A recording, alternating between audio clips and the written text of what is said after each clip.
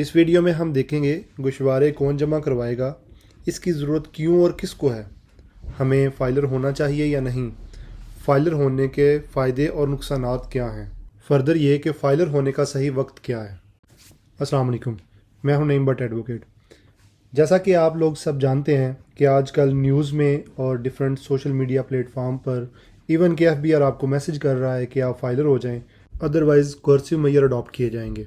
इस हवाले से एफबीआर पहले ही एक स्टेप ले चुका है जिसमें वो 6 लाख लोगों की सिम्स को ब्लॉक कर देगा, उसकी लिस्ट उसने जारी कर दी है। यहाँ मैं आपको बताता चलूँ कि एटीआर लिस्ट के मुताबिक एक्टिव और नॉन एक्टिव में क्या फ़र्क है। जो शख्स एनडीएन बनाने के बाद अपनी रिटर्न सबमिट करता है और एटीएल का चलान जमा करवाता है तो वो एक्टिव लिस्ट में शामिल हो जाता है, और जो शख्स अपनी रिटर्न फाइल नहीं करता या वो पहले रिटर्न फाइल कर रहा था और करंट ईयर की उसने रिटर्न फाइल नहीं की तो एफबीआर उसको एक्टिव लिस्ट से निकाल देगा। अपना एक्टिव स्टेटस चेक करने के लिए आपको एफबीआर वेरिफिकेशन के पोर्टल पर जाना पड़ेगा, जहाँ पे आप CNIC सेलेक्ट करेंगे, अपना CNIC मेंशन करेंगे, डेट सेलेक्ट करेंगे और जो फिगर लिखा होगा वो अंदराज करेंगे और वेरीफाई पे क्लिक करेंगे, जिससे आपका स्टेटस एक्टिव या इनएक्टिव है वो शो हो जाएगा। पहले हम देखते हैं कि कौन अपनी रिटर्न लाजमी सबमिट करेगा। एफबीआर हर शख्स को पाबंद करता है कि वो अपनी रिटर्न सबमिट करे जिसकी आमदन 6 लाख से ज़्यादा है या जिसके पास पाकिस्तान में किसी किस्म का एसेट या प्रॉपर्टी है। इनकम टैक्स ऑर्डिनेंस में आमदन के लिए 5 हेड बताए गए हैं जिन पर डिफरेंट स्लैब रेट के मुताबिक टैक्स होगा।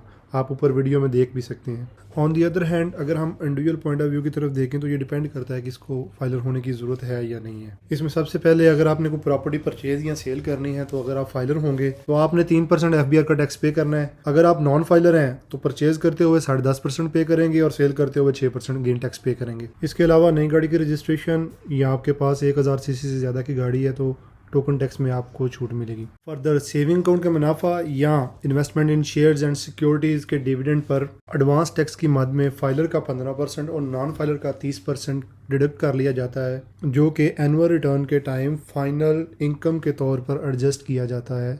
इसके अलावा वो स्टूडेंट जो अब्रॉड स्टडी के लिए जाते हैं तो जब उन्होंने पाकिस्तान में पैसा पार्क किया होता है अपने अकाउंट में, एक तो वहाँ फ़ायदा हो जाता है और दूसरा जब वो इंटरनेशनल ट्रांजैक्शन करते हैं तो विद होल्डिंग टैक्स की मद में नॉन फाइलर को 10% की कटौती होती है और फाइलर पे 2% की कटौती होती है। और लास्ट में जिसके नाम पे कोई सिम है या गैस बिजली का कनेक्शन है तो उसे भी फाइलर होने पे बेनिफिट होगा। नॉन फाइलर के लिए 25,000 से ऊपर बिजली के बिल पर 7.5% एक्स्ट्रा चार्ज किया जाएगा।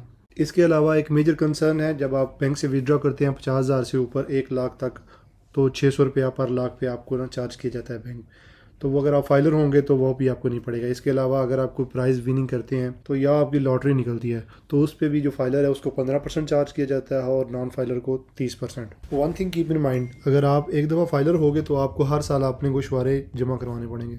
अब आते हैं दूसरी तरफ, किसको रिटर्न जमा करवाने की ज़रूरत नहीं है। इसमें सबसे पहले वो लोग हैं जिनकी पाकिस्तान में कोई ज़राए आमदन नहीं है, कोई कारोबार नहीं है। दूसरे नंबर पर वो लोग हैं जिनके नाम पर कोई प्रॉपर्टी नहीं है, कोई एसेट नहीं है, कोई गाड़ी नहीं है। इसके बाद वो स्टूडेंट जिनकी किफ़ायत उनके वालिदैन करते हैं। फर्दर किसी बेवा को भी रिटर्न फाइल करने की ज़रूरत नहीं है, बेशक वो टैक्सेबल इनकम जनरेट कर रही हो। और अगर वो फाइलर वाले मरात लेना चाहती है, बेनिफिट लेना चाहती है तो उसको एफबीआर से टैक्स एग्जम्पशन सर्टिफिकेट हासिल करना पड़ेगा। इसी तरह डिसेबल पर्सन और रिटायरमेंट के बाद पेंशन होल्डर भी रिटर्न फाइल करने के लिए बाउंड नहीं है। हाँ, अगर वो भी फाइलर वाले बेनिफिट लेना चाहते हैं तो उन्हें भी कमिश्नर को एप्लीकेशन लिख के एग्जम्पशन सर्टिफिकेट हासिल करना पड़ेगा।